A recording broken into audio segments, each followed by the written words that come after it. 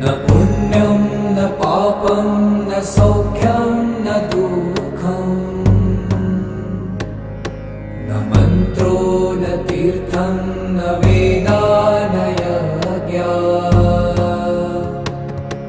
अहं भोजनं नैव भोजं न भोक्ता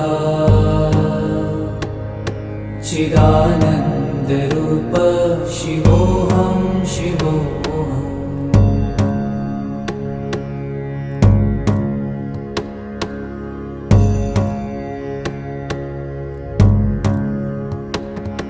न मृत्युर्न शङ्का न